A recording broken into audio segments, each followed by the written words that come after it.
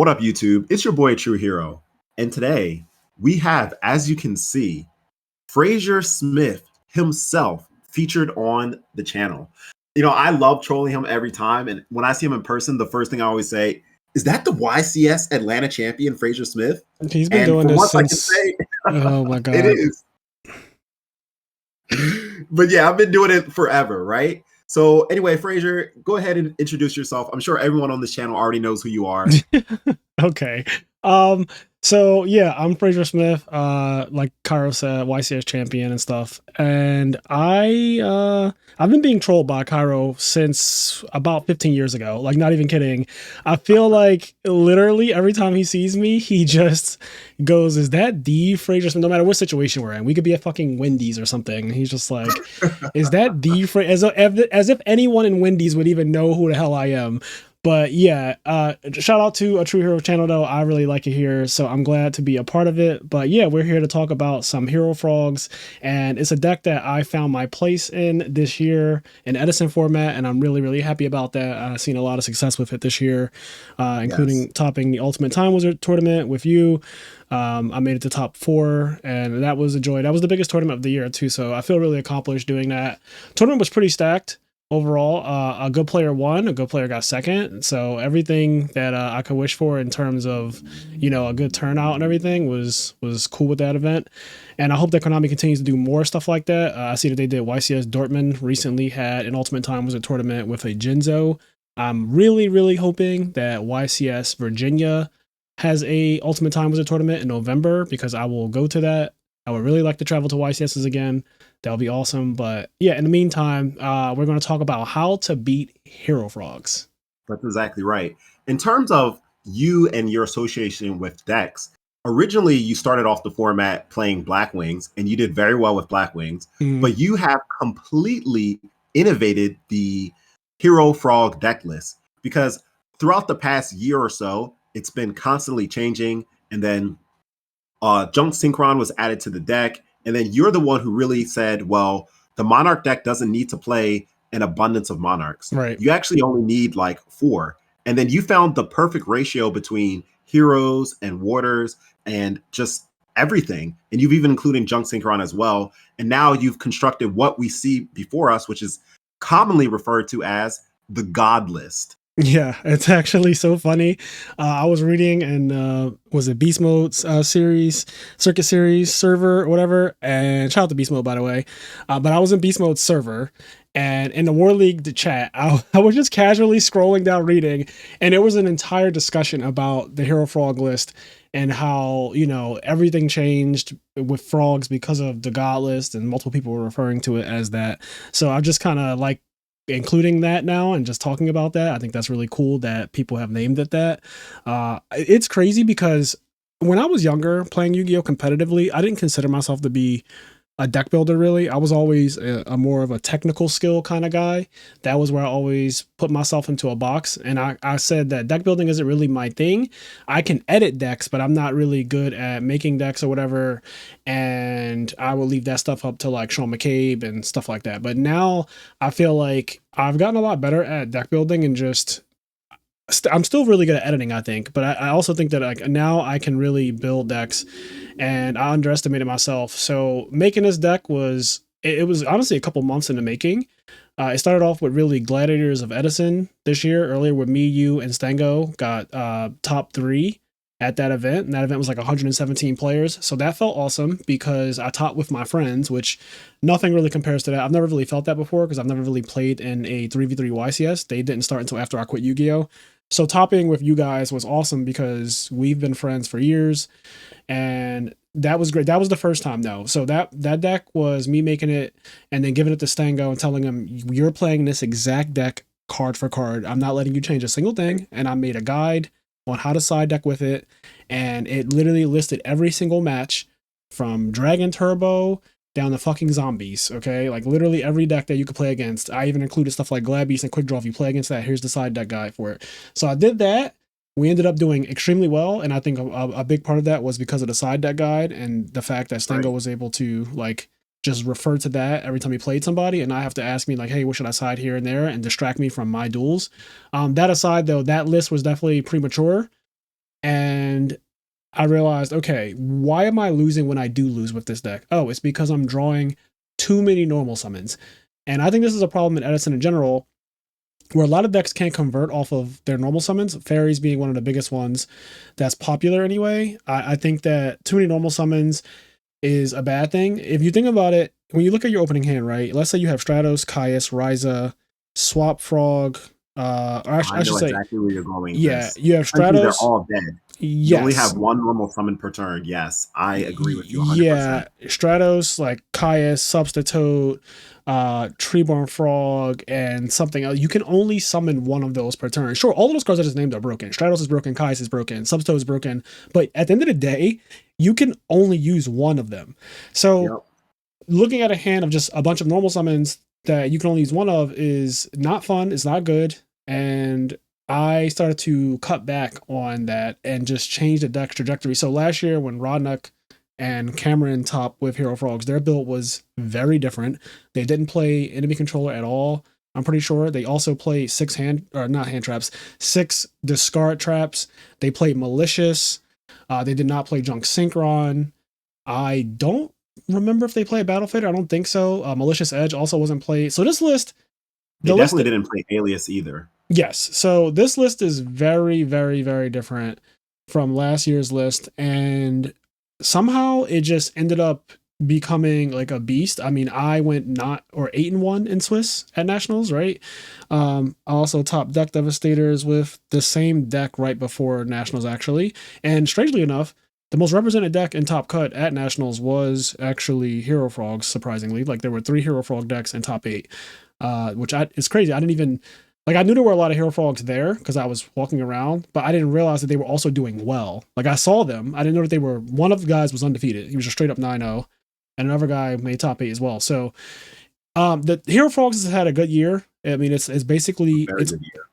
yeah, had a great year. It's kind of warped the meta a little bit, where certain decks have now been kind of even more invalidated because they set monsters so often, and it doesn't really play well into the Hero Frog strategy. So a lot of people have started picking up the deck. A lot of people have messaged me and told me like, "Oh, this deck is so fun to learn, and it's difficult." And I can tell that like there's more to it than just every turn sack for Monarch, because That's for sure. yeah, like that's a deck too. You could sack for Monarch every turn and hopefully just win like that. But this deck requires a lot more critical thinking and technical play, I would say. And so yeah, this it's made Edison format very, very fun for me because I was getting a little bored, not gonna lie, at the end of last year when Blackwings was basically looking like the only real playable deck. I did not like that. And so starting 2023, I'm really happy that like, Yes. now me and you have basically been pushing this Miracle Fusion meta into the world. So we're both the heroes of the Edison format. Yeah. So One thing that I want to bring out before we kind of move on is like another reason why people refer to this as the godless is because, and you've mentioned this briefly as well, not only have you seen success with this deck, but other people as well who pretty much copied your list card for card, yes. or maybe just 1 or 2 changes, have topped it. And that wasn't a thing before your innovations, because the Monarch deck has always been around in Edison format. Yep. And Junk Synchron has always, not always, but that was like a kind of recent change. Yeah. But still at that time, there weren't a lot of Monarch players, with the exception of like Ragnar and also Sunny. Those were like the only 2 like big ones. And Karina too. I don't want to forget her, right? But no one else really saw success with the deck. But then after you put it in your hands, that's when we see people who I can't even name. So many people began to see success with the deck. Yeah. So it really just shows your influence and how innovative you made the deck. So it's really, really game changing. Yeah, no, I'm happy that people are enjoying it. I'm happy that it's a part of the format. I think it's going to be here for the rest of Edison. I don't foresee this deck dropping out of the meta. Even if it gets less popular or more popular at certain times or whatever, I don't think that really matters. At the end of the day, like Edison is a format where you can play many different decks. And despite tier lists and what everybody might tell you, even me, when I say Blackwings is the best deck, I don't want you to think that you have to play Blackwings to win a tournament or that you have to play Blackwings to do well. Now, for everyone listening, I'm just going to say it very directly because Fraser already explained. But one of the differences between the Hero Frog deck and the standard Monarch deck is that this deck isn't reliant on normal summons as much because it has a lot of extensions through special summons. And not only that, it can also take advantage of the field, even if the opponent doesn't commit cards to the field. Yeah. Because that's one of the problems of traditional monarchs. They can only generate advantage if the opponent plays into it. They need to put a card on the field, and then they can summon their Caius or their Ryza. But this deck, even if you don't put a monster on the board, it can still push with cards like Miracle Fusion, Junk Synchron, etc. So that's one of the core differences between this deck and the standard Monarch deck. And although it might not like seem like a big difference, it really is, because the amount of damage that this deck can put out is incredible. Now, it summons the biggest absolute zeros in the format. No deck really summons absolute zeros that are consistently around 4,000. Yes. Did you hear what he just said? 4,000. I play Diva Hero. I'm the Diva Hero guy. And even I can't consistently, almost never really, bring out a zero with attack of 4K. But for frogs, it's nothing. Yeah, all it is I do block you, and then I bring back Treeborn Frog during the standby phase, and I play Miracle Fusion. So now he's just 4,000. Right. And that's a very common thing. A very common play, and Duplock is a very difficult thing to out. And we're actually going to talk more about ways you can play around the Duplock, because this video is how to beat Hero Frog. But with the introduction out the way, let's talk about what you can do when you're actually playing against the Hero Frog deck. So as you can see here, at the top row, we have cards that you should generally side out. And at the bottom row, we have cards that you can consider siding in when you're up against this matchup. Now, I always say this before every portion of these segments of the video, but you need to keep in mind that this guide is not a one-for-one guide. If you have all these cards in your deck, you should not swamp them out for every card in the bottom. You have to know how side decking works. Side decking is a skill. And not only that, you should avoid oversiding. You need to only take a certain amount of cards out of your deck that do not conflict with your engine, and then take out those cards and put in the cards that are needed. So though I'm giving you this guide on how to side against Hero Frogs, you really have to develop your own skill when it comes to side decking.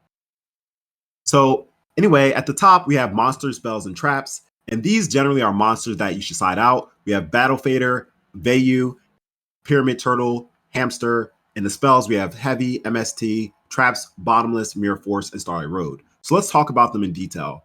Now, Battle Fader, one of the reasons why I personally don't think this is a good card to keep in against the Hero Frog is because although it can put out, like Fraser just said, a 4K monster, generally, for the most part, the Hero Frog is a control deck. So think about this. Would you rather have Battle Fader, or would you rather have a card that is more efficient at stopping them in their tracks? Do you have any additional things you want to say about Battle Fader? So, I mean, Battle Fader, we're talking about against Hero Frogs? Yes, against. Yeah, I don't think that this is the card you want at all. I think Gores is more than enough as far as a hand trap guy that does a lot, but the deck is not trying to OTK you. I think Battle Fader is good for OTK decks and for decks that are trying to do this reversal thing, which is what Hero Frogs are trying to do.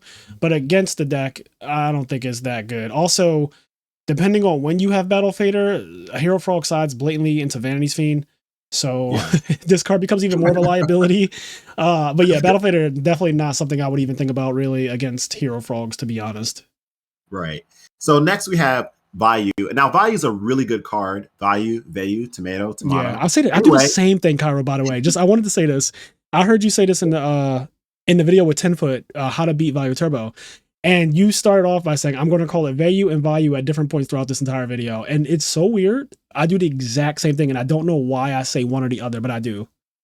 And actually, I've looked this up. The correct pronunciation is Vayu.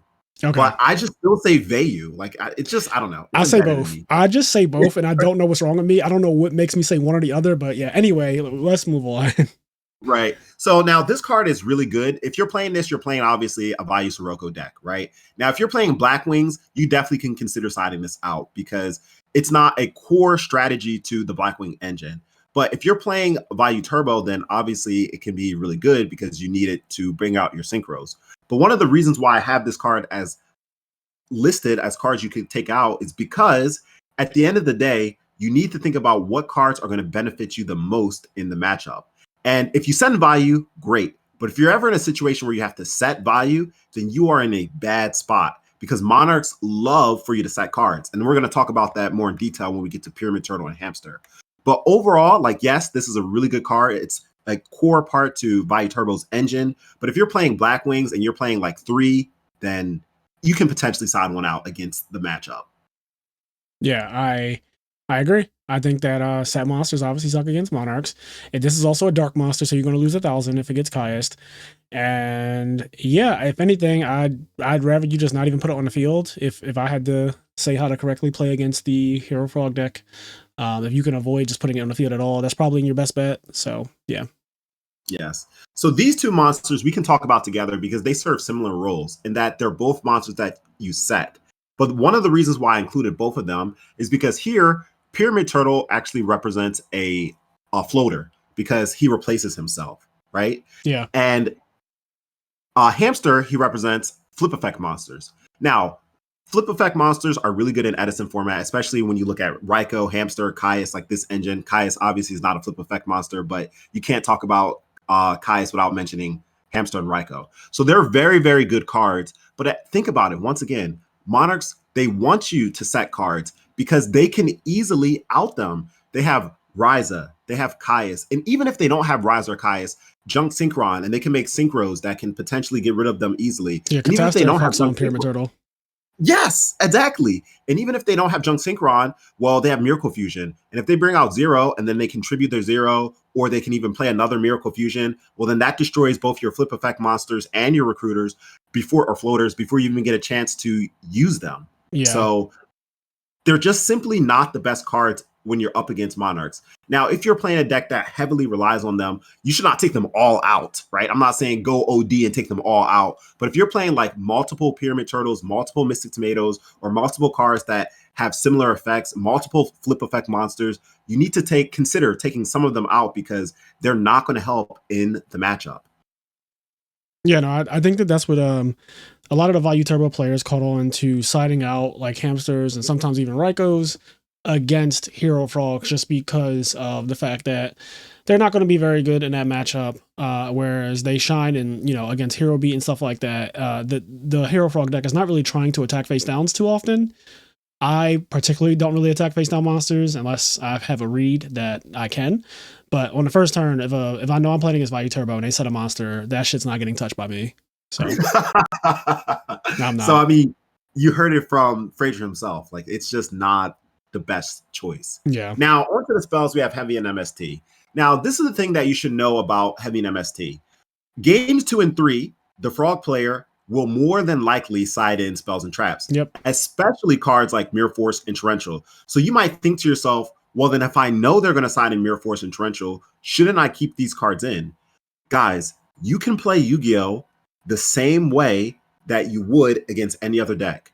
So when you're up against, for example, Black Wings, and you have a read that they have Mirror Force, then just don't commit all your monsters to attack mode. Yeah. Or if you're up against any other deck and you have a read they have Torrential set, just don't summon all your monsters. You don't need Heavy and MST to play around these cards. Just play around them like a good duelist and you'll be fine. Like, in my opinion, it's not worth keeping these cards in when you can have better cards in that, once again, really cripple the Frog engine just in hopes of I might be able to Heavy Storm for 2 cards. Like, it's not worth it. Now, MST, it's more of an argument to keep in because you can activate MST on the end phase and hit a card that can be chainable, such as Regeki Break or even Threatening Roar if they're siding into it, or the aforementioned Mirror Force and Torrential. So MST is a bit better to keep in, but still, I don't think for the most part it's worth keeping in. Yeah, so my opinion on this, Heavy Storm is definitely a no. I think that in most cases you're going to find Heavy to be pretty awful, no matter how many traps the Hero Frog deck sides or doesn't side or whatever.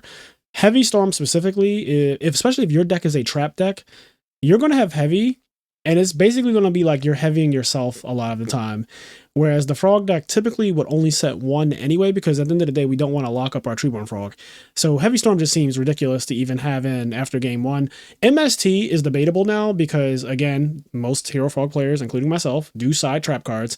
So you can catch us with like, oh, end phase MST on something, and like, oh, there's Torrential, or there's Mirror Force, and now you know for the rest of the game I don't have to deal with those cards, and then that makes you into a Mad Dog where you can just go crazy. But I'm not fond on either of them, to be honest. Like, personally, I just rather not have the liability and run into the risk that the Hero Frog player doesn't even see one of their traps. It's not like the deck, even when it side decks traps, it's not like I'm going to have that many. Like, it's not some crazy Right. amount of setting going on all of a sudden after game one. Like, that's just not reality. So you can do what you want, whatever works for you. But personally, I'm not a fan of Heavy Storm for sure. And then MST is just, it's wishy-washy. It's kind of like how I feel about every card you side against Diva Hero. It's like, yeah, you can side, pulling a rug, you can side DD Crow, but those cards, they could be like the reason why you won. They could also just be the absolute reason why you lost because they're just Yes. dead. So that's how I feel about MST and against Hero Frogs. It's just like a very wishy-washy card. So on to the traps. We have Bottomless, Mirror Force, and Starlight Road. And I'm happy that you actually just mentioned pulling the rug, because one of the reasons why I don't think Bottomless is the best against Monarchs is because, one, their Monarchs more than likely are going to target a monster. So if you Bottomless the Monarch, well, they still got a plus, right? Because they tributed Treeborn, so they didn't really lose anything when they tributed for the Monarch. Right. So they still got their plus. And yes, you removed the monster, but like, wouldn't you rather have pulling the rug? Because at least if you replace your bottomlesses with pulling the rug, not only does pulling the rug stop more things in terms of it can stop the jump synchron, it can stop the swamp frogs, it can stop the monarchs, but also you don't have to worry about losing your other cards. When you pull in the rug a monarch or any of the other cards that I just mentioned, that's it. But when you bottomless a monarch, then like you lose the card that they targeted. The only advantage, in my opinion, that bottomless has over a side deck card, specifically is pulling the rug, is bottomless can hit Vanity's Fiend. So if your deck is really weak to Vanity's Fiend, it could be a potential card that you keep in. But even me, I play Diva Hero, and my deck gets absolutely destroyed by Vanity's Fiend. But I side it out. I side them out because it's just not worth it to me. Yeah. No, that's totally fair. Bottomless trap hole. So I hate all of the cards that just go -1 against frogs, because here's the situation. Bring back Treeborn Frog, Tribute for Caius, target monster, and you go chain bottomless. So now I lost only Caius, and you lost the bottomless and your monster. So I go +1 in that situation. I hate that interaction a lot, and it happens often. And I'm always Very happy to see often. it. Yeah, I'm always happy to see that. Every time that happens, I'm like, that's another +1. The next turn might do something similar, and it's another +1. Then I summon Stratos, and that's another +1. And the next thing you know, I'm sitting over here with fucking 6 cards to your 3. And it's like, yeah, there's no way you're winning this game. There's no way you're coming back. The game's super over. I've traded with you favorably on every single summon now, and Bottomless did not help. So I don't have a high opinion of Bottomless against the deck. I think Deep Prison is better because at the very least, Deep Prison will hit things like an established board. It'll hit Vanity's Fiend. It will hit Unifrog, which is actually super important. But yeah, as far as Bottomless goes, it's just not it for me. Yes. So on to Mirror Force. Now, Mirror Force, the reason why I recommend taking this card out is because for the most part, Monarchs will just beat you down with one monster. And Mirror Force can have its place where it can hit cards such as Vanity's Fiend. It can hit cards such as Unifrog. But for the most part, your Mirror Force would just be a 1-for-1. Yeah. Now, Mirror Force, of course, like you have to determine like your deck. I do not side out Mirror Force when I'm up against frogs because my deck loses against Vanity's Fiend. Yeah. So I'm already picking out the bottomlesses. So that's an out to Vanity's Fiend potentially. So if I take out the bottomlesses and the Mirror Force, then like once Vanity's Fiend hit the field, I completely lose. So, and it goes back to what I was saying earlier. Side decking is a skill. You cannot just look at this guide and take out everything and then replace it 1-for-1. But you need to know how your deck works. So for my deck, I need to keep in Mirror Force. But at the same time, I'm not keeping in Bottomless because it exchanges favorably for the frog player. And frogs, naturally, just the engine already generates a lot of advantage, and you don't want to put yourself too far behind. So whereas I don't think Mirror Force is the best card against the Hero Frog deck, if your deck particularly loses to a certain card, then you want to keep it in. But if you're just keeping it in just for the 1-for-1 trade, it's not worth it. Yeah, no, I agree. I think that, yeah, like you said, if your deck is weak to Vanity's Fiend and you know that the frog player is going to bring that shit in, you need to keep in all your battle traps are not terrible against Hero Frogs. If I'm being completely honest, they're not terrible. And that's particularly because if they don't main it, they side into Unifrog, and just you need to make sure that Vanity's does not sit on the field. You will just lose the game. I've seen so many people when I first started playing frogs this year.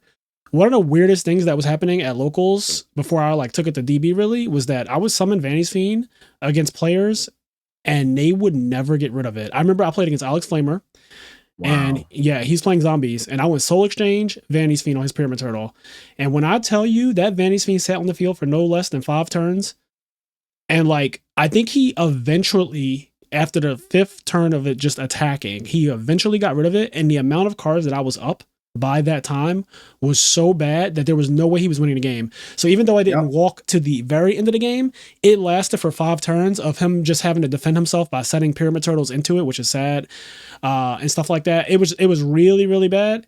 And that was the first time I was like, oh shit, this card just like solo certain decks. Like they cannot deal. So That's yeah, right. just battle traps are not the worst. Yes. And then last but not least, Starlight Road. I mean, this is self-explanatory, right? With the exception of Absolute Zero, and we'll talk about that in a quick second, with the exception of Absolute Zero, Heavy Storm, Mirror Force Torrential, the Frog deck doesn't really destroy multiple cards. Yeah. And all of those cards, Mirror Force Torrential, you're not going to see that game 1. So that's another reason to take it out. And with Absolute Zero, hopefully by now, because it's been explained, Fraser explained this a lot on his channel, and I've explained this too, it's terrible against Absolute Zero. It is not good at all. Yeah, no, I agree. Starlight Road, the fact that it doesn't even work on the best card that you would want to Starlight Road most of the time is really bad. Cards in the graveyard can't be destroyed. So yeah, Absolute Zero, when you send it to the grave, it will just still activate and you won't get to summon Stardust, which really blows. That's the whole point. That's the whole reason you're playing it, right? Right. Yeah, that's definitely a card that you should not have in after game 1, in my opinion. Now, I know some people do keep it in, and again, I can't say that there's only one way to play Edison correctly, but I don't think that is correct, to be honest. What they're doing is they're preparing for the Monarch deck that's main decking Karaz. And yeah, shit like that. Yeah, but like the thing is, Karaz would need to target 2 of their cards for it to start. It's still so bad. Yeah, I can't get behind Starlight Road.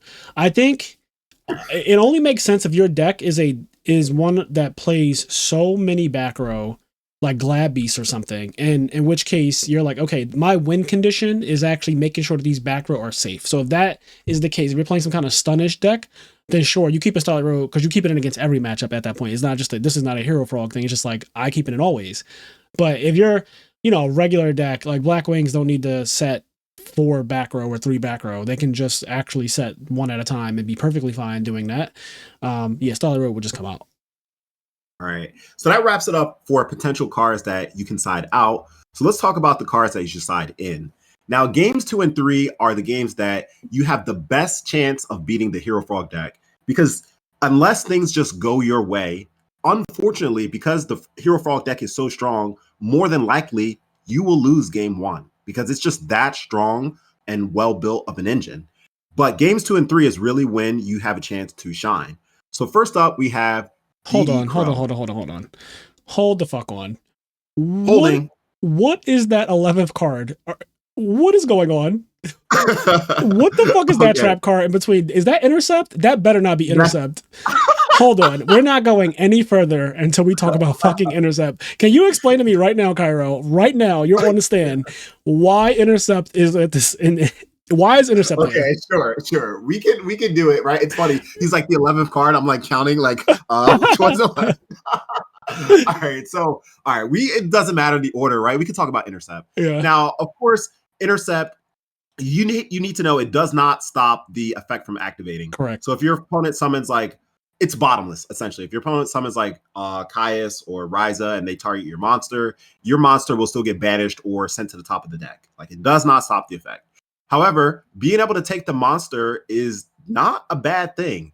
But Intercept is especially good, I would say, if, once again, your deck is having a hard time against things like Vanity's Fiend. Because guy does not activate an effect when he's summoned. But since he was still tribute summoned with 1 tribute, you can actually take the Vanity's Fiend. Yo, could you imagine getting styled on like that? Yes.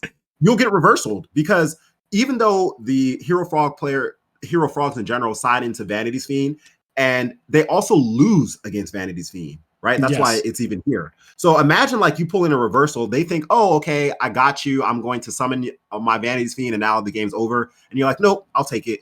Now suddenly it's a 180 has happened. So, I mean, I'm not saying that Intercept is the best card to side against them. It's definitely not in my top 5 at all, but it's just something to keep in mind. And I think this is an underplayed card in Edison format. Yeah, I've never I seen think anyone side it. Yeah, go on. No, I've just never seen any one-sided, but the Vanity's Fiend thing in particular is really cool. I think the only issue with it is that it's very narrow, and I know you know that already, but I'm just going to say it for the sake of the video. But yeah, pulling a rug stops like Swap Frog and Stratos and Diva and all the Monarchs and Junk Synchron, and the list goes on, right? But this literally only stops tribute summons and doesn't even technically stop them. I shouldn't even use the word stop. You know, it takes them from the Hero Frog player. And in the case of Vanity's Fiend, that is broken. In the case of so many other times, I mean, I guess it honestly, it's always going to be pretty good if you actually do get it off on a Monarch too. Like, I think taking someone's Kaias, even if they banish your monster, is still pretty good.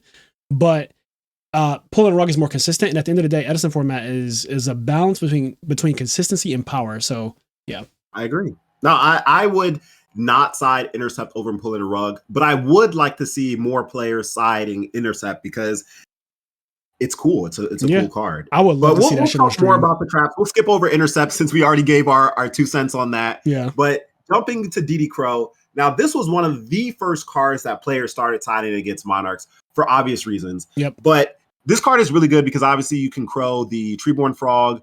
You can Crow the target with Miracle Fusion. But in my personal experience, I'm just going to give my experience about this. It is a great card to side against them, but I do not side in DD Crow against the Hero Frog matchup. And the reason why I don't, even though I have it as listed as a card that you couldn't side, is because generally the deck plays 2 Treeborn Frogs, right? Not generally, always. The deck plays 2 Treeborn Frogs. So it's like, you know, if you Crow a frog, okay, well, they just have another one, so you need another Crow.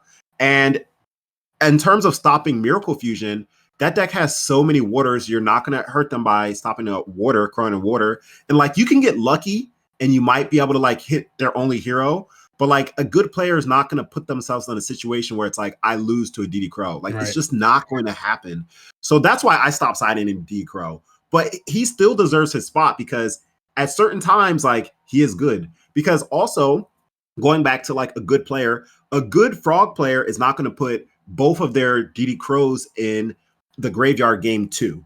And the reason why is because of this card, which we'll talk about when we get to it, Soul Release. So it's like you can temporarily stop them, but just as easy it was for them to put 1 Treeborn Frog in the graveyard by summoning Swamp, like, yes, you can Crow them, and then like for 1 turn, you slowed them down, but the next turn, they'll just summon Swamp again, and they'll send the second Treeborn, and like, now where's your other Crow? Like, if you don't have it, then yeah, I don't like Crow at all against Hero Frogs, even more so. So I think Crow is not as bad against Frog Monarchs, the deck that just plays like 12 actual Monarchs. There's a deck profile on my channel. I got top 8 at a 2K event. It was a $2,000 tournament in North Carolina a couple months ago, and I played straight up Frog Monarchs. And that deck is actually scary as hell, but it is very weak to 2 things: DD Crow, because losing your Treeborn access is actually a game against it, and also it's weak to not seeing Treeborn at all. So against that deck, yes. But the reason why Crow is not that good against Hero Frogs is because the deck is not doing one thing. It is actually doing multiple things, and it's doing multiple things very efficiently. So you can have Crow, and 1 Crow doesn't really stop anything. Like how they say 1 monkey doesn't stop a show. Crow hitting 1 Treeborn Frog is actually not usually going to be a problem. But even Miracle Fusion is kind of hard to Crow unless you put them in a really weird spot early on. If they resolve Substitute at any point, then Crow is going to probably be dead in terms of stopping Miracle Fusion, because all it takes is 1 Stratos to be 2 heroes, and then you'll never be able to do Crow at any point. It's kind of the same reason why I don't think Crow is that good against Diva Hero Beat and Diva Hero. They both play Diva, which puts 2 waters, and then they play Stratos, which puts 2 heroes. So it's like Crow against Hero Frogs, it's doing the exact same things as Diva Hero Beat and Diva Hero. And in some cases, it can do like even more technically. Like, again, in 1 turn, I can go Summon Stratos, get Ocean, discard Ocean, special summon Swap Frog effect, send something like a Dew Frog as fodder, play Miracle Fusion. There is nothing you can Crow there. Yep, exactly right. So definitely worth mentioning, but in my opinion, not the best choice.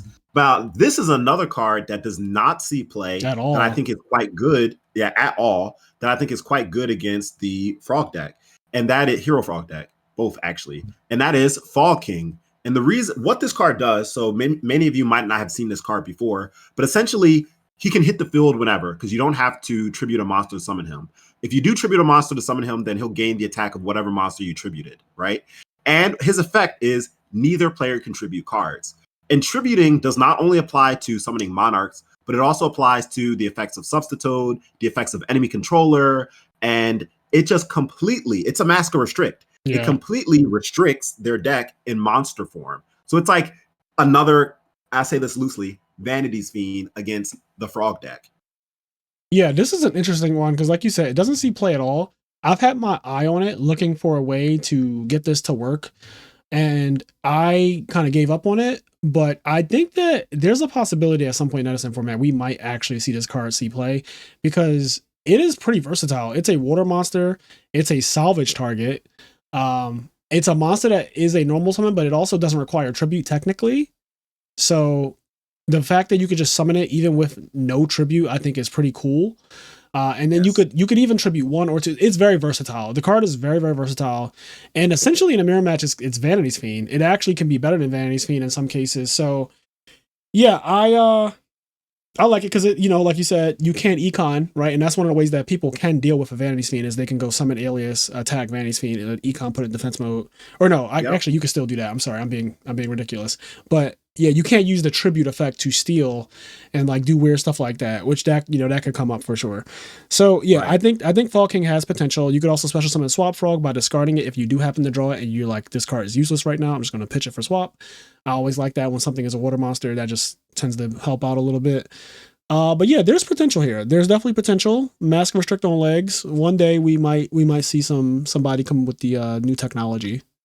Right. And I think it especially could be good in decks that play Miracle Fusion because, like you said, it's a water monster. So even I considered running this. But at the end of the day, if anyone has seen my recent side list, I chose to opt for Master Restrict. And the only reason why I chose Master Restrict over Fall King is because at the end of the day, like Fraser explained, I don't want to waste my normal summons. And like, that's all it is. That's really all it is. Yep.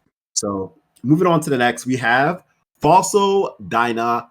Can you pronounce his last name? I have no idea how to say that. So I just say Pachycephalo. I don't know if that's how you actually pronounce it, but that's just me trying to sound it out. Pachycephalo. So Fossil Dyna, which is what everyone actually just calls it, right? This is the best side deck card against Hero Frogs, in my opinion. And I brought up this a lot in the past on my channel, but it does guarantee damage, and I think that shit is invaluable in that matchup. You need to be able to push through Battle Faders, Gores, occasionally Trag or whatever. You need to be able to push through it, and Hero Frog is one of the things we love to do, is just end our turn with an open field and tell you, oh, I have Battle Fader or whatever, you won't be able to do anything to me, and then this fucker comes down, and he just, whatever was already on the field, just add it up, because everything's coming in hot. And it's really and I'm ready, like a Little Caesar pizza. Yes, everything's coming in hot. And the worst part is you have to then deal with it afterwards. And that means that traps become way more powerful then, because a card like Mirror Force, which is kind of mid most of the time against frogs, becomes really powerful when you have a Fossil Dyna and then the Mirror Force behind it. It's actually obnoxious because one of the ways that the deck deals with it is to actually attack over it. And Hero Frogs is resilient because it has a lot of ways to attack over it the way I have it built now, with like Stratos and Junk and Alias and Ocean, and then cards that it side decks too. So usually attacking over Fossil Dyna isn't their problem, but once he's back with a trap card, it's like, okay, well now this is a real problem. But the guaranteed damage is insane. Also, randomly setting it is good too. Like, yes, I was just about to mention that. Yeah, you could talk about it. I play DB randos all the time, and I was up against a frog player, and like he had the Duplock on board. Now the thing is, since the Hero Frog version doesn't play that many monarchs, actually you're not going to see Caius and Raza as much as you did in traditional days when they played like 12 plus monarchs. Yep. So I was able to set the Fossil Dyna, and then I had to pass. And on his turn, he brought back Treeborn. He didn't do anything. He just passed with the Duplock on the field. And on my turn, I go draw, flip up Fossil Dyna, destroy the Duplock. And like now I'm in an advantage situation. Like I got rid of all his cards, and Fossil Dyna can do that because of the second effect. So that's also really good sometimes against Hero Frogs as well. You can't always rely on it because once again, frog decks in general, monarch decks in general, they prey on you setting monsters. But if they don't have an answer to a set Fossil Dyna, then you can be in a good situation your following turn. Yeah, no, Fossil Dyna is the nuts. I think that is the absolute best card. I don't think it's deck heavy. I don't think it's mask or restrict, especially against Hero Frogs, because the deck does more things than just tribute for monsters. And then pulling a rug is very good. It's definitely second place. But nothing to me, nothing beats that guaranteed. Oh, I just won. You're dead. Like I don't have to think Yep. about it. I don't have to worry about it. This is going in. And even if you don't die, sometimes you can just be like, I'm going to attack you really hard this turn and pass with the Fossil Dyna still on the field. And if you can't get off the field, that's either another turn of damage or just straight up game. And I'll say this. Fossil Dyna is also the best side deck card against Diva Hero. So if you don't have Fossil Dyna in your side deck, for Nationals, I side decked double Fossil Dyna, right? So I knew from the very beginning that that card was the nuts. So guys, start siding Fossil Dyna. But we're going to move on to the next one because we talk about Fossil Dyna forever. But we have Kaiku. And every time I bring up Kaiku in a video, I say this because it's true. But Kaiku always gets made fun of every single time. They call him the 1800 vanilla monster. And the reason why he gets made fun of is because he is more like a win more card. His effect in which he can banish 2 cards from your opponent's graveyard only applies if he can inflict battle damage. And it's very difficult to inflict battle damage to your opponent if you're not already in a winning situation. Now, the second effect is also quite good too, because that means that your opponent cannot activate Miracle Fusion, right? I mean, they can't activate Miracle Fusion by banishing cards from the graveyard. They still can activate Miracle Fusion if they have like a hero in the water on the field, right? But anyway, Kaiku can be really good against frogs because if they have double Treeborn, he can attack. If he gets an attack off, both Treeborns gone. And you don't even have to hit Treeborn all the time. You can even hit targets that would add to your hand from Dupe Frog's effects, such as Swamp Frogs. So even hitting Swamp Frogs can be good too. So Kaiku, he can be good, but oftentimes he's just the butt of all jokes. Yeah. My opinion on Kaiku is that if you're playing Value Turbo and you side the one Kaiku, definitely put it in, take out like a hamster or something. Makes sense there. Other than that, I'm not the biggest fan of this card just because you do need to get in directly, and Hero Frog sides not only trap cards, but they might also have like Battle Fader or Gores or whatever. Did your thing timed out, right? Yeah, I'm Okay. gonna reload it. Yeah, so Kaiku, like, it can be good, and I've definitely been caught by Kaiku before, and it's just a nuisance when it happens. But he can also be one of those cards that you wish was something else. So he's more of on the high variance type of cards. He's in the same vein to me as like a DD Crow, where some Yeah. games they can actually be ridiculous. Like, oh, your opponent needs to make a junk synchron play, and you had DD Crow, and it fucked them really hard. But again, it's only one junk synchron in the deck, and every Hero Frog player seems to be playing just the one. So if that comes up, it's like, yeah, you kind of got a little lucky there that lined up perfectly for you in that way, or that they needed that to be their only play. And Right. Kaiku, I feel like, is the same, where like, oh, I got a perfect opening to both your Treeborn Frogs, and Yeah. no retaliation, right? No Gores, no nothing. I got the attack, and I banished both your Treeborns, or I banished your only Treeborn at the time, and a hero, and all that. Like, yeah, that can be really amazing. But outside of that specifically, I think this card is pretty mid, and it gets walled off by like a lot of the deck just inherently. Even just setting a monster. Yeah. So. Yeah, so there's that. So on to Vanity's Fiend. We've talked a little bit about Vanity's Fiend, but Vanity's Fiend, he's great. And the reason why, and I will speak for Fraser, and if I'm wrong, he can definitely correct me in this. The reason why Fraser said that Vanity's Fiend is not the best card against frogs and why he kind of vouched for Fossil Dyna instead is because at the end of the day, you have to normal summon Vanity's Fiend. Yeah. And it's not easy to tribute summon a monster as it is just summoning a monster without a tribute. Right. So if it was as easy to summon Vanity's Fiend as Fossil Dyna, then hands down Vanity's Fiend would be the best card against frogs because it beats over 2000. And the reason why beating over 2000 is relevant is because of the defense of cards like not Swamp Frog, Substitute, and Dupe Frog, who have a defense of 2000. So that's very relevant. But at the end of the day, you could have games that I've seen it, like where I've been playing Diva Hero and I like check my opponent's hand and they have a Vanity's Fiend in their hand that they never got a chance to summon. And it's just like, well, that does happen. Now I have 0 on the Yeah. Yeah, Vanity's Fiend is definitely very strong. I would say it's probably like, I don't know, third best card against the deck. But it is a tribute summon. And sometimes the frog deck will just keep you off of monsters altogether. Like literally just getting your shit off the field every single turn. I mean, Econ takes stealing your monsters and all that. Like it does soul exchange. It's very annoying. So it's kind of hard to get sometimes tribute fodder for the Vanity's Fiend, and that's where Vanity's Fiend kind of falls short. Also, the flip effect of Fossil Dyna should not be underestimated. But yeah, Vanity's Fiend is outrageous still. And in the mirror match for frogs, that is the card that we're both trying to G each other with. Yeah, we're both just trying to G each other back and forth. So you know what that G stands for. Yeah, you know what the G stands for. Gay. No, but I mean, it's really, really broken. So yeah, Vanity's Fiend is broken, and if you have it in your side deck, you definitely put it in. There's that. Like you definitely put it in, because you could just. The funny part is you could just win. Like you could actually just like you could be in a losing position and summon it, and they just lose. So yeah. So Vanity's Fiend. On to the spells. We have Soul Release, Soul Taker, Super Poly, and Zombie World. Now, Soul Release, this is a card that I do side in instead of DD Crow. But I'm going to be honest, what happens more times than not is my Soul Release kinds up being a worse DD Crow. And the reason why I say a worse DD Crow is because, once again, against a good, competent Hero Frog player, they're not going to dump all of their Treeborn Frogs in the grave. So I'm forced, they put me in a situation where I'm forced to Soul Release the one frog, and then they can dump their other frog, and that's the end of that. But the reason why I still, knowing this, keep in Soul Release over DD Crow is because, as I said before, Treeborn Frog is not the only target that you can hit with Soul Release. With Soul Release, you can also hit out all their heroes, and the deck doesn't play that many heroes. You get their heroes, you get their Treeborn Frogs, and you can hit their targets that they would get with Dupe Frog. So a play that comes up more often than me banishing both their Treeborn Frogs is they'll have like a lot of Swamp Frogs in the grave, and I'll go Soul Release, I'll banish one Treeborn Frog and like triple Swamp or something like that, and I'll kill both their Dupe Frogs, and like now they don't get anything, right? So it's like Soul Release definitely has a lot of different play, and in a perfect world, you'll hit both Treeborn Frogs, but realistically, that's not going to happen. But still, I would prefer this card over DD Crow. Yeah, no, I think Soul Release is actually solid as a one of. It also, in general, like there are a lot of matchups where you just want Soul Release anyway.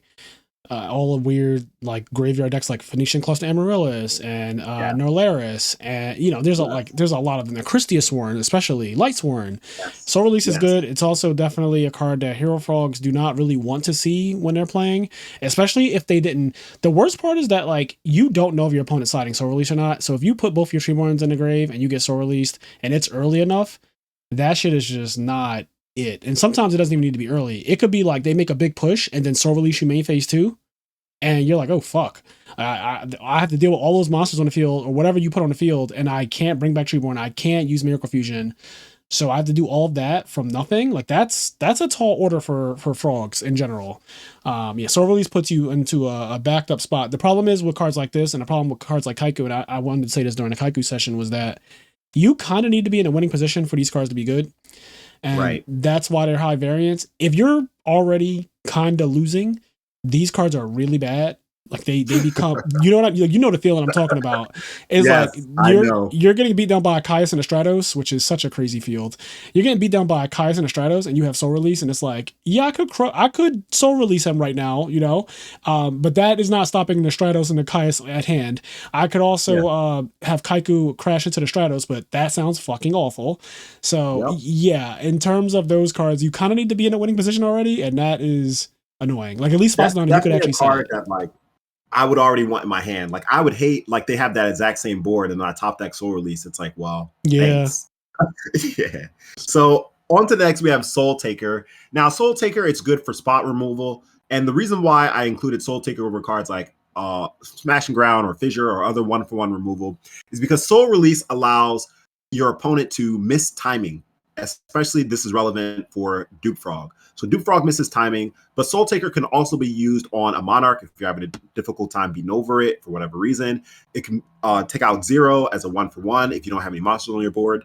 And lastly, it can even take out Vanity's Fiend. So it's really good spot 1-for-1 removal, prevents your opponent from generating additional advantage with Dupe Frog, and it's solid. Like them gaining 1,000 life points is really not important.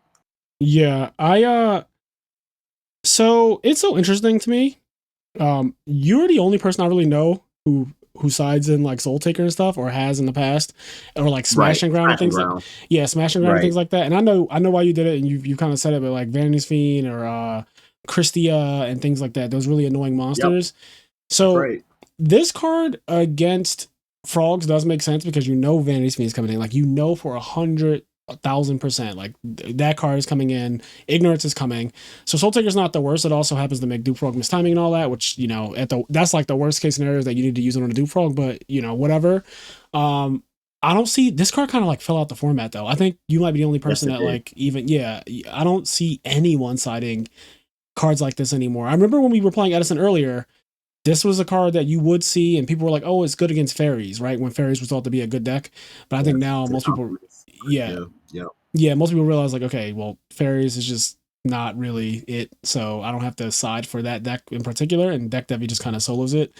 So yeah, Soul Taker doesn't really see play anymore, and I think for good reason. I'm not the biggest fan of it unless you are playing something like Diva Hero where you can just go about your business after you play it, and then possibly OTK or whatever, or deal with something that was going to straight up lose you the game. I don't. Other than that, though, I hate cards that go 1-for-1 against frogs. I think that the cards need to Yes. be like ridiculous against frogs to win. I I want agree. going 1-for-1 is really bad. Yeah, because at the end of the day, like we mentioned in the first part of the video, frogs are a deck that naturally generate advantage every turn because they're getting a +1 off of Treeborn. And then when they summon a monarch, you know, generally when you summon cards, you don't get a plus. But monarchs are so special in that they will get a plus. So going for one is not the best strategy. But this is a card that is quite good against the Hero Frog deck, and that is Super Polymerization. Now, this is a card you need to be careful of how you use it because once again, uh, if you're up against a really competent player, they're not going to set themselves in a situation where they have both a hero and a warder on the field. So they'll try to prevent themselves from getting super poly, right? They'll either beat you down just with their absolute zero and their monarch or whatever the case may be. But there are cases where like they'll have a dupe lock up on the board and then they'll have zero, the 4K zero, right, with the Treeborn. And then that can absolutely clear their board. But you need to keep in mind this. Like Super Poly is good for breaking up their board, but if you Super Poly away their absolute zero, unless you have a Stardust on your side of the build, you're losing everything. You're losing your Super Poly, you're using the card you discarded, and you're losing whatever's on your field because they're zero sent to the graveyard. So whereas this card is really good, it can break up some of their boards, you need to be prepared for the aftermath. Yeah, this is I can't believe this, but this card wasn't really played at all. Before you. Yeah, and here I come in with frogs, and I was siding this card, and I made it very popular, of course, because it is unreal how good this card is. And if anyone tells you otherwise, they are coping. Super Poly is nuts. It is really good against Diva Hero beat. It's really good against Diva Hero, obviously, and it's also good in a mirror match. Like it is a very, very powerful card. It also is the only card like it. It says that you cannot respond to it. Like there aren't many cards in Yu-Gi-Oh's history up until past 2010 that say that. Like now modern, I know they have multiple things that fucking you can't respond to. Can't respond to. But Yeah. back then I think it's just like spiritualism and super poly. So super poly is nuts. It's a quick play. It's a spell. It's you could do tricks with it. I did a play where I famously I summoned Swap Frog. I used priority to bounce Treeborn Frog as Chain Link 1. And then I played Super Poly and discarded the Treeborn Frog that I bounced as a cost, so the Treeborn was back in my hand immediately. I played Super Poly, discarding the same Treeborn, and then fused with his field to make absolute zero. And then my opponent did try to bottomless it. And I was like, you cannot do that because Swap Frog was Chain Link 1, Super Poly was Chain Link 2. And he lost. Very, very powerful play. And that's only one of the things that this can do. So right. And another trick that you can do with Super Poly, it's not really a trick, it's just knowing how the card works is if your opponent has Royal Oppression up on the field, you can still Super Poly because they yeah. can't respond at all. Yeah, that's wild. Also, it's like randomly good against Machina decks, like anything that's playing Fortress, because you can just fuse any of your heroes with, well, not any, Stratos, Ocean, Alias. You could fuse those with Machina Fortress to make Gaia. Right. And so there's things that can be done against a lot of decks. You could fuse against the Go-Yo Guardians to make Gaia as well. But yeah, Super Poly's broken. Also against the Gemini deck randomly. I just want to throw this out there, but it Raptinus. yeah, Raptinus. So if they have multiple guys out, it's yeah, it's really good against 2 Gemini monsters.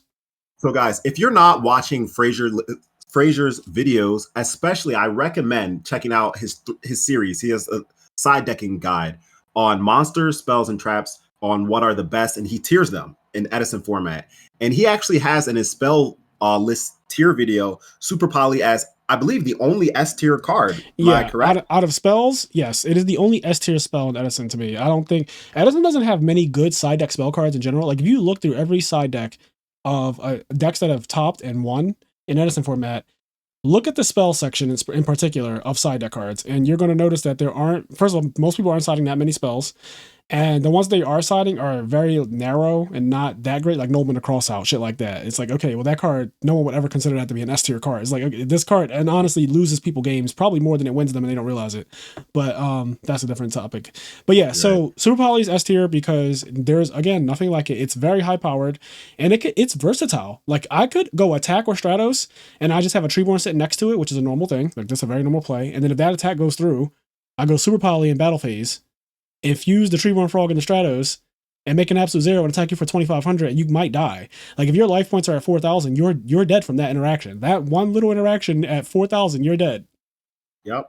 So guys, definitely know the power of Super Poly and check out Frazier's videos if you're still confused on what cards to side in Edison format. So we're going to move on. We're going to talk about the last spell, Zombie World.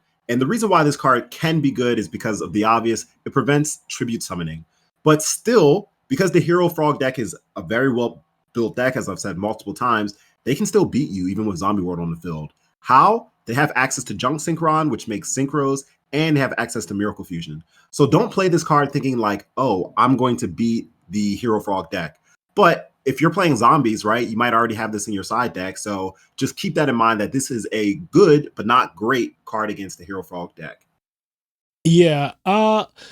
Yeah, I'm not a fan of Zombie World. It can be good, I guess, kind of, but unless I think that this is only meant for machines. If you're playing a machine deck and you're afraid of Cyber Dragon, sure. I guess technically zombies could play it too, but I think zombies should just be doing pulling a rug. Like I don't think it's that serious to do this card. Despite the fact that you could do like Doom Kaiser stuff and all that, I just don't think Zombie World is where it's at. Personally, I could be wrong. I'm not the zombie expert, but I think zombies and machines are the only cards that could really side this. And I think that, so here's my take, and we'll get to this too with Mask or Strict, but I feel like siding cards against frogs that they can see doesn't work that well unless it's Fossil Dyna. So like Mask or Restrict is a card that you have to flip up before I do anything. Like before I econ and tribute and take your monster, before you have to flip it up preemptively, right? And this card you have to put on the field before you end your turn, so I can see it there. I know what it does, and it's visible to my Unifrog, and it's visible to my Stratos, which can pop, and it's visible to my MST and my Dust Tornadoes that we side in every single game. So it's like you're putting a mark on a card and telling me to out this, and all I did when I side decked was put in cards to out this.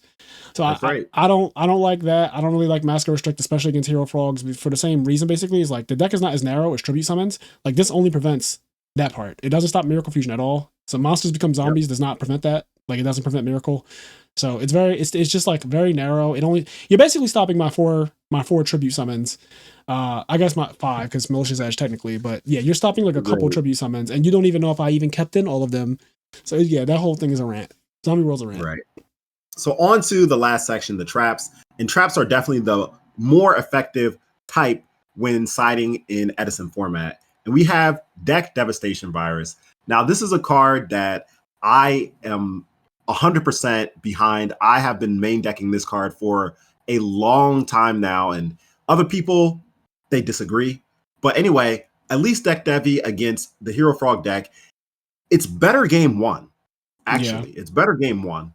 And I say this because Frog players, if they're going up against a dark deck, so like Vayu Sirocco deck, they know that they're going to be up against Deck Devi. So naturally, what do? They just side out their little guys.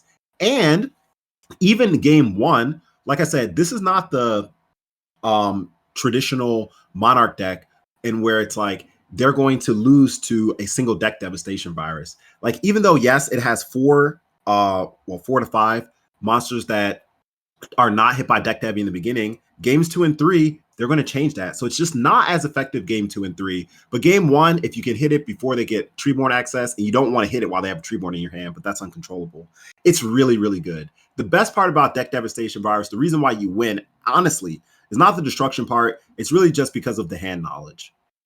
Yeah, Deck Devy's broken in game 1. Way worse in games 2 and 3 because of how people side. They side out some of the cards. I agree with everything you said. I think the Duck Devy is a good card against frogs, especially game 1.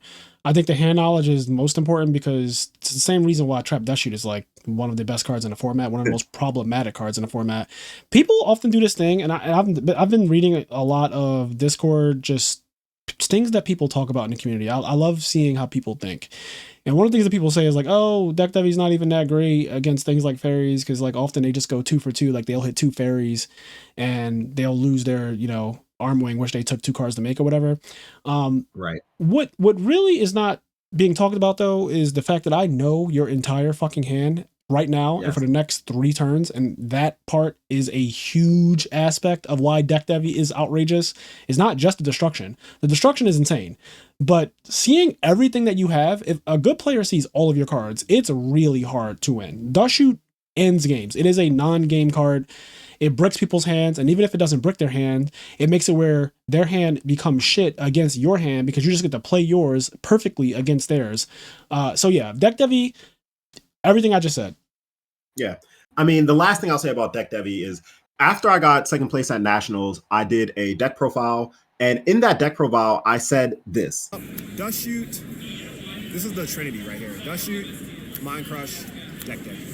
It's actually surprising he has Mind Crush and on top of it, Deck Dev, but he has a separate video that you guys can check out from his channel, ATrueHero. And I explain it in detail. But anyway, I mean, Dust Shoot, if you resolve it, you win a game. Deck Devy, if you resolve it, you're going to win the game. Now, I have a question for you. In regards to Deck Dev, how many times has that been a win con in some of your matches? If I resolve it, I win. It's that simple. If I resolve it, I win. But I actually, depending on the matchup, I side it out. So I don't keep it in for every single matchup. Like, for example, Gladiator Beast, I'm not keeping Deck Dev. And you pulled that out twice in, like, the semifinals, or it was in top 4? Yeah. I pulled it. I played the Amaryllis Burn guy. Really great player. He wound up getting 3rd place in the whole event. I Deck Dev'd him, and that was it. You resolve Deck Devy, like, you win. I've been telling people, like, this card is cracked. Like, people, I don't know, it's inconsistent. Fine, don't play it. Like, the card's cracked. All right, anyway, moving on. If I resolve Deck Devy, I win. If I resolve Dust Shoot, I win. And at the time, I was also main decking Mind Crush. And if I resolve Mind Crush, I might not win because I don't get as much of a hand knowledge as I do, but more than likely, I'll win. Because just knowing what your opponent has in their hand is just really so critical. Yeah. But we're going to move on. We've already spoken about Intercept, so there's nothing more to say about that. And we've briefly spoken about Massacre Strict, but I'll give my 2 cents about it, right? So Frazier has said that pulling the rug, he definitely prefers this as a side deck card against Hero Frogs than Massacre Strict because he can see it, right? He made that very clear. Yeah. Now, me personally, I do not side Massacre Strict. I mean, I do not side pulling the rug. I side Massacre Strict. And the reason why I choose Massacre Strict over pulling the rug is for 2 reasons. One, I feel like with pulling the rug, you have to side multiple. I don't think it's just siding one pulling the rug is going to be, the reason why you win. I agree. And my side deck space is very tight because there's just so many decks in Edison format. You can't be prepared for all of them. So that's one of the reasons why I choose Master Strict, because like I just don't have the side deck space. That's really it. If the side deck was 20 cards, I probably would not be signing this, and I would just be signing like double pulling the rug. And then the second reason why I side deck Master Strict is because it stops more cards in the Hero Frog deck than pulling the rug does. Of course, pulling the rug, it's the most sided card. It does an excellent job at what it does. But Master Strict doesn't only stop like the summons, right? But it also stops the econs, the substitutes, the soul exchanges. So many cards. So definitely it comes down to what your extra deck space can handle, not extra deck, your side deck space can handle. If you have more room, then go with pulling the rug. But for me personally, I go with Massacre Strict. Yeah, Massacre Strict. In certain cases, it could be very brutal. I want that to be very clear. But I stated earlier, like my problem with it is that it's a card that we can see. And we already have like Raigeki breaks, and then Unifrog, if it's not mained, it's coming in. MST can blatantly see it. Dust Tornado can blatantly see it. So it's one of those things where you can hide a pulling the rug, and I don't know where it is. So if I blind dust, because I have to blind dust right now, otherwise I might lose the game. If I have to blind dust against the Polymer Rug and I miss, and then I go summon Monarch and you go pulling and I just lose right there, like that's broken. But Mask Restrict, that will never happen against. If I have Dust Tornado lined up, it's just going to be like, oh, okay, dust that. And the crazy thing is, you can't even protect this card with Stardust Dragon, because you can't use Stardust Dragon's effect while it's out. So there's no stopping me from going MST or Dust Tornado or whatever I need to do to it. Like it's getting popped when I have a removal for it. So those are my gripes with it. I think that when it resolves, if you have, a crazy field and the frog player doesn't have a Dust Tornado set already, and they have like, oh, they need to set it now, it's too late because I already flipped it and attacked you and shit like that, then yes, it's extremely good. It's one of those cards where you have the initiative, but it is blatantly inferior to Pulling the Rug. Pulling the Rug ends the frog player's turn, whereas Mask Restrict is a floodgate. So floodgates, if you don't really get the concept, is that they're holding back for the namesake. Yeah, they're holding back the player from doing what they want to do, but when the floodgate is gone, right, then the water, it just all goes like, oh, I was holding fucking Caius and Econ and Soul Exchange, and now I drew MST, and all of these cards are now live. Whereas Pulling the Rug is like, you played the Caius, and I got rid of it, and now your turn not only ended, but that Caius, I'll never have to deal with that particular Caius again. And I will say this last thing about Max Restrict, and Frazier mentioned this actually, it also hurts me. So I'm speaking from a Diva Heroes perspective, but it hurts me in that I can't tribute Stardust, but also I have at least, I technically have 5 tribute summons in my deck at all time.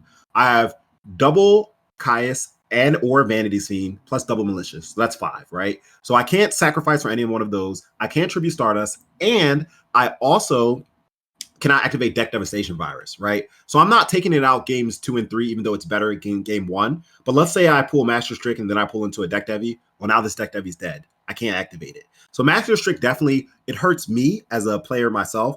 And Pulling the Rug, you're not going to run into these issues. So definitely keep all of these things in mind when you're debating between Master Strict and Pulling the Rug. Yeah, if you have Stardust and Pulling the Rug, that has to be so outrageous, because it's like I can't get to it. Like I can't get to the fucking Pulling the Rug back there. But yeah, I'm just thinking about that situation. Yeah, it's dirty. Yeah. So we have Mind Crush. Mind Crush is really good because even though you might not always know what's in a Monarch's player's hand, Monarchs are a really predictable deck. They're going to have Swamp Frog because that keeps bouncing back to their hand. And if they do like crazy plays where like they go Swamp Frog, return Stratos, or return Gores, or return like a Caius, then you could just Mind Crush that card. So Mind Crush, it's easy to call. Or if you look at their grave and you see got like Heroes in Water, Mind Crush, Miracle Fusion, you know what I mean? Like it's not the most difficult card to pull off against the Hero Frog deck. And if you call it off at the right time, the thing is you might hit multiple. That's the beauty about Mind Crush. You can go like Mind Crush, Miracle Fusion, and hit like 2 of them. And it's like, oh, wow. Mind Crush, like, even a Monarch, and like in the rare cases that they have multiple, like it shuts them down. Mind Crush Swamp hit multiple. So Mind Crush is really good. It's not too difficult to pull off. Of course, if you call wrong, then like good luck winning that game because Monarchs already generate so much advantage. And now you went -2. I mean, you got to see their hand, but like at that point, it just wasn't worth it. But yeah, definitely a good card. Mind Crush's only kind of like caveat, and this has been spoken in the past before, is that it's at 1. So it's not reliable that you'll draw it in time. But other than that, it's a great card. Yeah, it's definitely a good one. I think that now that Dragon Turbo has shown its ass this year, more people should be citing it. It's definitely shown its ass. Yeah, that's my take. So I'm going to just leave that there. Yeah. All right. So we've talked a lot about Pulling the Rug. So kind of like the only thing that I really want to add into all the things that we said throughout the video about Pulling the Rug is that it is the solemn warning of Edison format, and you don't even have to pay life points. It's just a free, it just stops. Yeah, that's a good way to put it. Yeah, it's for those of you who don't know what solemn warning is, you pay 2,000 and you can basically stop the summon of anything, even cards that activate in the damage step. It's really, really good. So Pulling the Rug is an amazing card in Edison format. I believe it's the number 1 sided Edison card currently. Yeah, right now it is the card that is sided the most. Even the guy that just won RBET was siding 3 of them, even though he said he played against 0 frogs. But that just tells you where people's mindsets are at, and when it comes to Hero Frogs as a deck, right? Like this is a video how to beat Hero Frogs, and very clearly a lot of people consider the deck to be a huge threat if they're siding 3 copies of Pulling the Rug, and that also tells you how good the card must be against the deck. So yeah, Pulling the Rug is insane. It is now the most sided card over DD Crow, because DD Crow kind of fell from grace, and so did Cyber Dragon. And yeah, I think we said a lot about it. I think it's the second best card next to Fossil Dyna, if your deck can support Fossil Dyna. But yeah, Pulling Rug is great. I don't really have anything else to say. Like, ISO card that I hope that you don't draw multiples of, and honestly, most of the time I don't even want you to draw any of them. Like, I just the card's broken. So the last trap card that we have is Royal Oppression. Now, this is something that you should know. Against the traditional Monarch deck, actually, Royal Oppression is not that good, because they'll just bring back Treeborn and they'll attack for a Monarch, and like, they didn't even, break a sweat. Yeah. But against the Hero Frog deck, it actually is more reliant on special summon than what appears on paper. That deck has a lot of cards that special summons, from Battle Fader to Miracle Fusion to Junk Synchron. There are so many ways that the deck, even pitching Swamp to special summon Swamp. Like, there's so many ways that deck actually special summons. Now, of course, it can be stopped the same way by like bringing back Treeborn and then attacking for a Monarch. But remember, the Hero Frog deck only plays 4 Monarchs, right? So with the exception of those 4 Monarchs, it's really going to rely a lot on special summoning. So this card is actually quite good against the Hero Frog deck. Yeah, Impression is definitely good against Hero Frogs. Our best card is Miracle Fusion. And yeah, that's it can also stop Substitute, which is another one of the best cards. Like Junk Synchron and Special Summon Swap Frog. It does a lot. Royal Oppression is actually really good against the deck, just blatantly. So I agree there. I think that if you have it in your 70 cards or whatever, you should probably consider siding it in if you didn't have it in your main deck. And if you have it in your main deck, don't side it out. Yeah, that's my take. Right. So guys, I know that this has been a really lengthy discussion, but I hope that throughout this time, from the inputs of Fraser and I, that you can really get an idea of how to beat Fraser. Oh shit. Oh shit. This got real personal. This got so personal. I'm about to disappoint a lot of people. How to beat Hero Frogs. Subscribe or you too will be sent to the Shadow Realm.